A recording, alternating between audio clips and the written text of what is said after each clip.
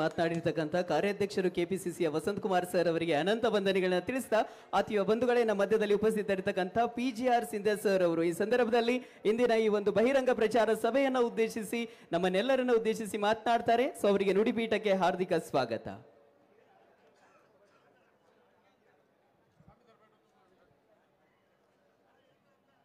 ಬೀದರ್ ಲೋಕಸಭಾ ಕ್ಷೇತ್ರದ ಕಾಂಗ್ರೆಸ್ ಪಕ್ಷದ ಎಲ್ಲ ಕಾರ್ಯಕರ್ತ ಬಂಧುಗಳೇ, ಸಹೋದರ ಸಹೋದರಿಯರೇ, ಮಾಧ್ಯಮದ ಎಲ್ಲ ನನ್ನ ಸ್ನೇಹಿತರೆ,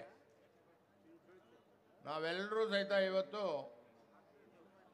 ಕರ್ನಾಟಕದಲ್ಲಿರ್ತಕ್ಕಂಥ ಕಾಂಗ್ರೆಸ್ ಪಕ್ಷಕ್ಕೆ, ಅಧಿಕಾರದಲ್ಲಿರ್ತಕ್ಕಂಥ ಈ ಪಕ್ಷಕ್ಕೆ ಬೆಂಬಲವನ್ನು ಕೊಟ್ಟು ಶ್ರೀಮತಿ ಸೋನಿಯಾ ಗಾಂಧಿಯವರು, ಮಲ್ಲಿಕಾರ್ಜುನ ಖರ್ಗೆ ಅವರು, ರಾಹುಲ್ ಗಾಂಧಿಯವರು,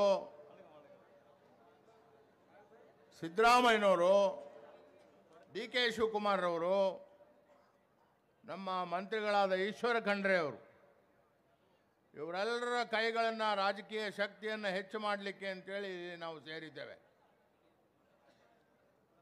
ಭೀಮಣ್ಣ ಖಂಡ್ರೆ ಅವರ ಮನೆತನದ ಬಗ್ಗೆ ಬೀದರ್ ಜಿಲ್ಲೆಯ ಜನಕ್ಕೆ ನಾನು ಹೇಳ್ತಕ್ಕಂಥ ಅವಶ್ಯಕತೆ ಇಲ್ಲ.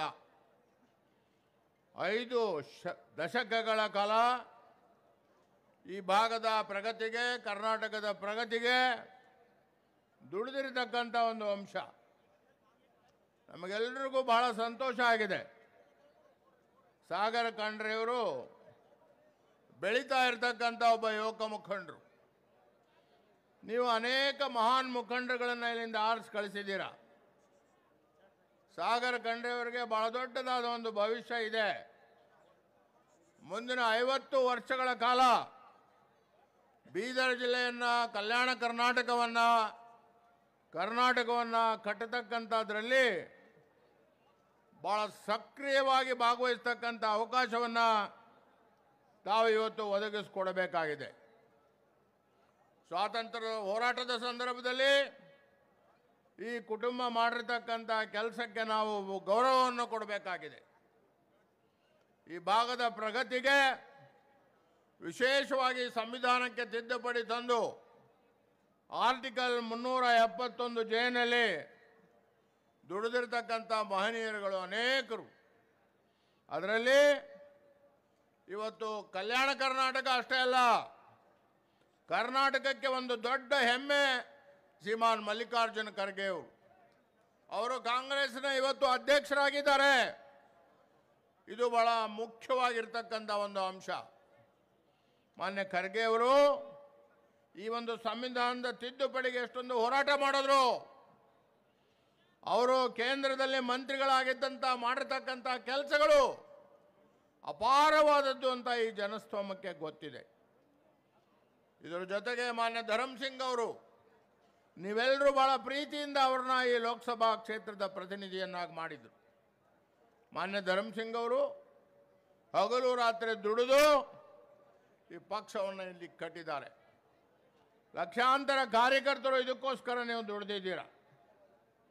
ಕರ್ನಾಟಕದಲ್ಲಿ ಶ್ರೀಮಾನ್ ಸಿದ್ದರಾಮಯ್ಯನವರು ಮತ್ತು ಶ್ರೀ ಶಿವಕುಮಾರ್ ಅವರ ನೇತೃತ್ವದಲ್ಲಿ ಕಾಂಗ್ರೆಸ್ ಪಕ್ಷದ ಸರ್ಕಾರ ಬರಬೇಕಾದ್ರೆ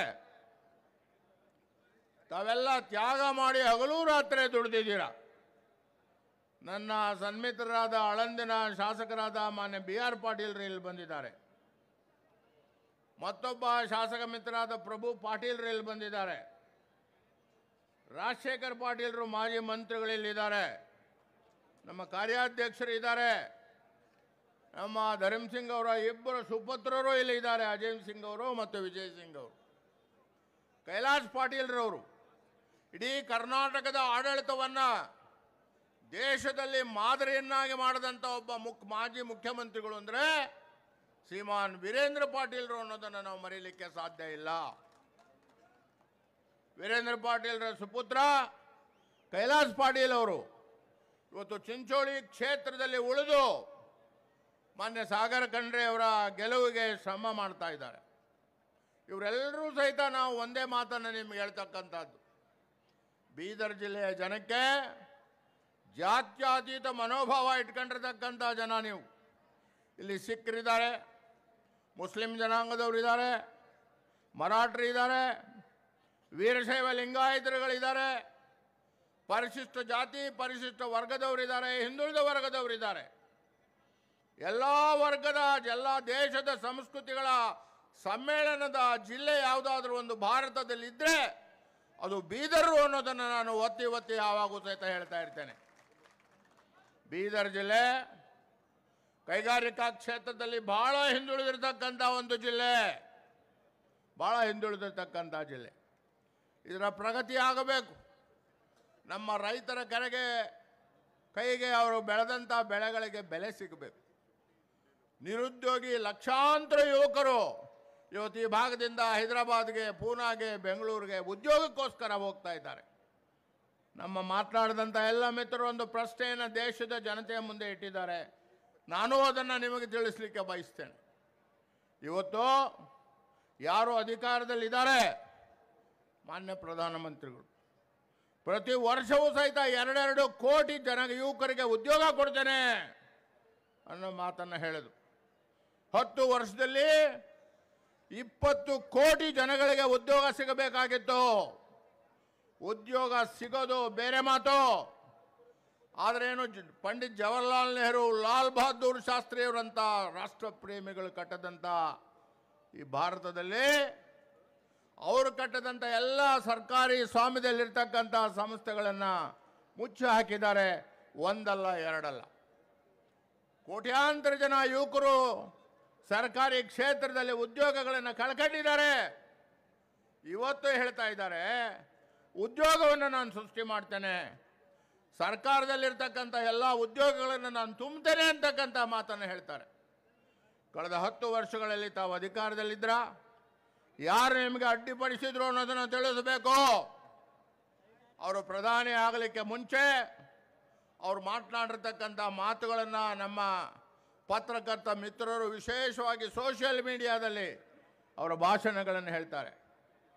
ಅವರು ಪೆಟ್ರೋಲ್ ಬೆಲೆಗಳ ಬಗ್ಗೆ ಮಾತನಾಡಿದಂಥ ಮಾತು, ಡೀಸೆಲ್ ಬೆಲೆಗಳ ಬಗ್ಗೆ ಮಾತನಾಡಿದಂಥ ಮಾತು, ರೈತರ ಬಗ್ಗೆ ಮಾತನಾಡಿದಂಥ ಮಾತು, ಅದರ ವಿರುದ್ಧವಾಗಿ ಕಳೆದ 10 ವರ್ಷಗಳಲ್ಲಿ ನಡ್ಕೊಂಡಿರ್ತಕ್ಕಂಥದ್ದನ್ನು ನಾವು ನೋಡ್ತೇವೆ.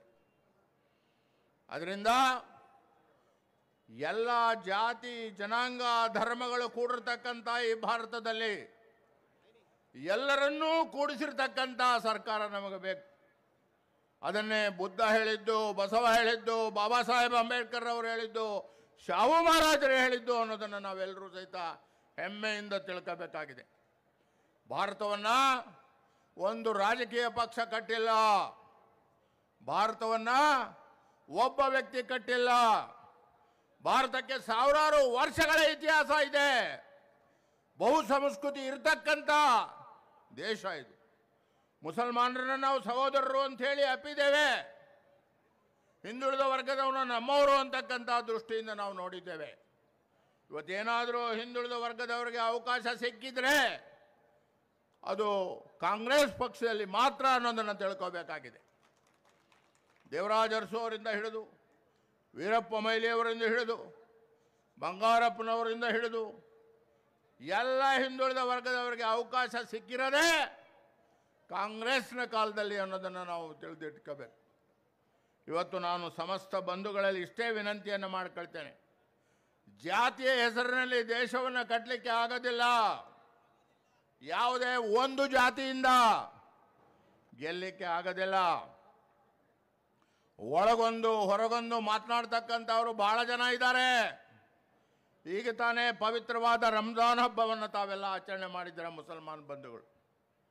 10 ವರ್ಷಗಳ ಹಿಂದೆ ರಂಜಾನಿನ ಊಟಕ್ಕೆ ಕರೆದಾಗ ಮುಸಲ್ಮಾನ್ ಬಂಧುಗಳು ಪ್ರಧಾನಮಂತ್ರಿಗಳಿಗೆ ನಮ್ಮ ಟೋಪಿಯನ್ನು ಹಾಕೊಳ್ಳಿ ಅಂತ ಕೊಟ್ಟಾಗ ಭಾಳ ನಯವಾಗಿ ತಿರಸ್ಕರಿಸಿದ್ರು ಅನ್ನೋದನ್ನು ನಮ್ಮ ಮುಸಲ್ಮಾನ್ ಬಂಧುಗಳ ಹೃದಯದಲ್ಲಿ ಎಂದೆಂದಿಗೂ ಸಹಿತ ಉಳಿತದೆ ಅನ್ನೋದನ್ನು ನಾವು ತಿಳ್ಕೋಬೇಕಾಗಿದೆ.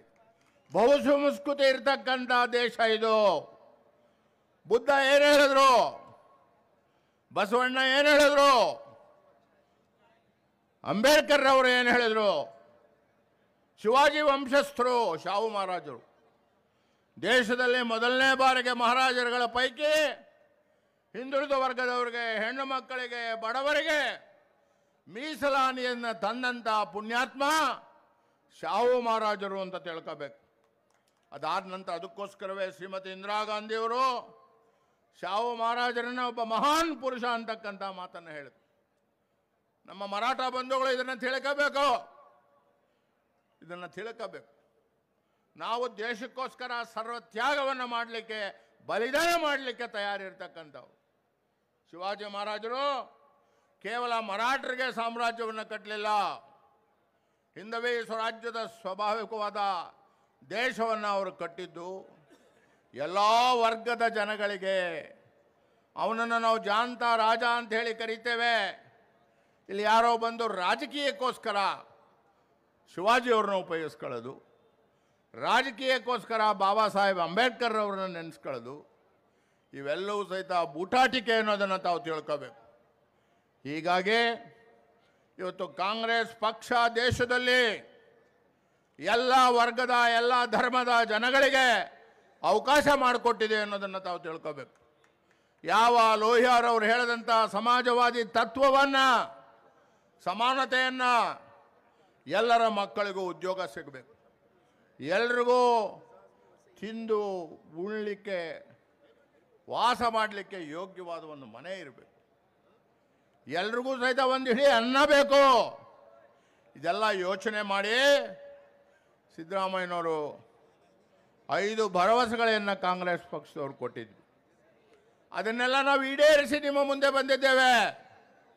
ನಾವ್ಯಾವುದೋ ಮಾತುಗಳನ್ನು ಹೇಳಿ ಭರವಸೆಗಳ ಆಧಾರದ ಮೇಲೆ ಓಟ್ ಕೊಡಿ ಅಂತ ಕೇಳಕ್ಕೆ ಬಂದಿಲ್ಲ.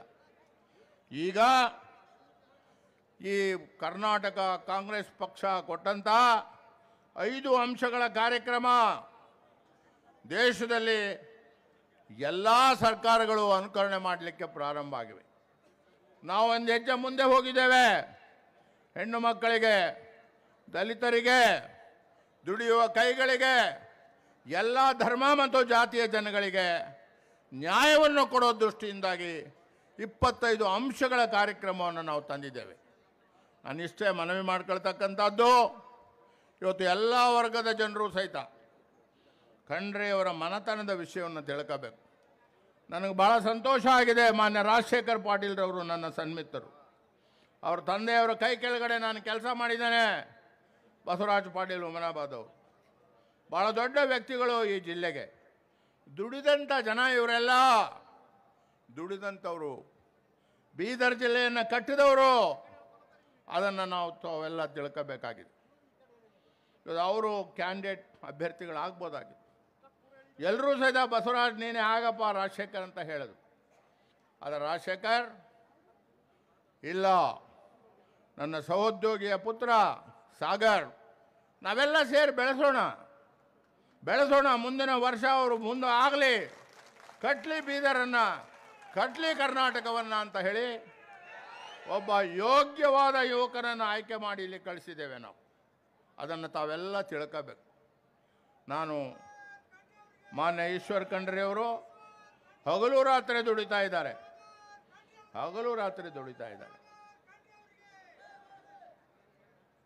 ಅದನ್ನೇ ನಾವೆಲ್ಲ ಹೇಳ್ತಾ ಇದ್ದೀವಪ್ಪ, ಜೋರಾಗಿ ಹೇಳು. ಭಾಳ ಜನ ಮಹಿಳಾ ಮುಖಂಡರುಗಳು ಬಂದಿದ್ದಾರೆ. ಎಲ್ಲರ ಹೆಸರುಗಳನ್ನು ನಾನು ಹೇಳಲಿಕ್ಕೆ ಆಗೋದಿಲ್ಲ, ಸಮಯದ ಅಭಾವ. ಪ್ರತಿಯೊಬ್ಬರು ಇಲ್ಲಿ ಕುಳಿತಿರ್ತಕ್ಕಂಥ ಮುಖಂಡರುಗಳು ಭಾಳ ದೊಡ್ಡ ನಮ್ಮ ಬೆಳವಣಿಗೆಯವರು ಕೂತಿದ್ದಾರೆ, ಮಾಜಿ ಮಂತ್ರಿಗಳು. ಇವರೆಲ್ಲರಿಗೂ ಸಹಿತ ಒಂದೊಂದು ಹಿನ್ನೆಲೆ ಇರ್ತಕ್ಕಂಥ ಮುಖಂಡರುಗಳು. ನಮಗೆಲ್ಲ ಕಾಂಗ್ರೆಸ್ ಪಕ್ಷ ಒಂದು ಕೊಡೆ ಇದ್ದ ಹಾಗೆ. ಈ ಕಾಂಗ್ರೆಸ್ ಪಕ್ಷದಲ್ಲಿ ಎಲ್ರಿಗೂ ಸಹಿತ ನೆರಳಿರ್ತದೆ. ನೀನು ಕಬ್ಬಲಿಗಾಗಿರು, ಮರಾಠ ಆಗಿರು, ಶೆಡ್ಯೂಲ್ ಕಾಸ್ಟ್ ಆಗಿರು, ಮುಸ್ಲಿಮ್ ಆಗಿರು, ಕ್ರಿಸ್ತನಾಗಿರು, ಯಾವುದೇ ಜಾತಿ ಧರ್ಮದವರಾಗಿರೋ, ಬಸವಣ್ಣನ ನಿಜವಾದ ತತ್ವಗಳನ್ನು ಅಳವಡಿಕೆ ಮಾಡ್ತಕ್ಕಂಥ ಒಂದು ಪಕ್ಷ ಇದ್ದರೆ ಅದು ಕಾಂಗ್ರೆಸ್ ಪಕ್ಷ ಅನ್ನೋದನ್ನು ತಾವೆಲ್ಲ ತಿಳ್ಕೋಬೇಕಾಗಿದೆ. ಹೀಗಾಗಿ ಸಾಕಷ್ಟು ಸಮಯ ಆಗಿದೆ. ನಾನು 2-3 ದಿನಗಳ ಕಾಲ ನಮ್ಮ ಮೊದಲನೇ ಹಂತದ ಚುನಾವಣೆ ನಡೀತಾ ಇದೆ ಆ ಭಾಗದಲ್ಲಿ. ನಮ್ಮ ಅಧ್ಯಕ್ಷರಾಗಿರ್ತಕ್ಕಂಥ ಡಿ ಕೆ ಶಿವಕುಮಾರ್ರವರ ಸಹೋದರ ಡಿ ಕೆ ಸುರೇಶ್ ಅವರೊಬ್ಬ ಸಮರ್ಥವಾಗಿರ್ತಕ್ಕಂಥ ವ್ಯಕ್ತಿ, ಭಾಳ ದುಡಿದಿರ್ತಕ್ಕಂಥ ಪುಣ್ಯಾತ್ಮ. ಅವ್ರನ್ನ ನಮ್ಮ ಕ್ಷೇತ್ರದಿಂದ ಅಭ್ಯರ್ಥಿಯನ್ನಾಗಿ ಮಾಡಿದ್ದೇವೆ.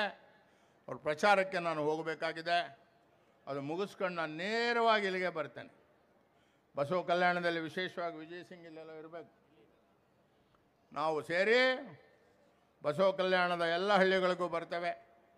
ಔರಾದಕ್ಕೆ ಬರ್ತೇವೆ, ಚಿಂಚೋಳಿಗೆ ಬರ್ತೇವೆ, ಆಳಂದಕ್ಕೆ ಬರ್ತೇವೆ, ಬೀದರ್ಗೆ ಬರ್ತೇವೆ. ನಾವೆಲ್ಲ ಕೂಡು ಬರ್ತೇವೆ. ನಮಗೆ ಆಶೀರ್ವಾದ ಮಾಡಿ ಈ ಯುವಕನಿಗೆ ಮತ್ತೊಂದು ಸಣ್ಣ ಅವಕಾಶವನ್ನು ತಾವು ಒದಗಿಸ್ಕೊಡಿ.